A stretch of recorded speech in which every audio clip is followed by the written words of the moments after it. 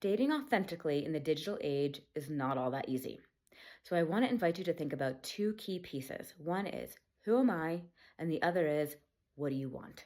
Who am I is reflected in your bio, your picture, and your prompts.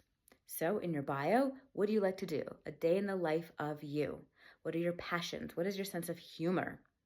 In your pictures, manifest that in pictures. Make eye contact, smile, and show off who you are through your activities. And the prompts, just do them. Do them realistically. Then what do I want? Be real here. This is where it gets a little dicey, but if you want kids in marriage, say that. If you don't want kids in marriage, say that. If you want to live somewhere specific, say that. We need to put out what we want, otherwise we don't manifest what we want. And if somebody's a little wishy-washy with you in their responses, off they go. And lastly, vet this all by a trusted friend and get that feedback. All right, good luck.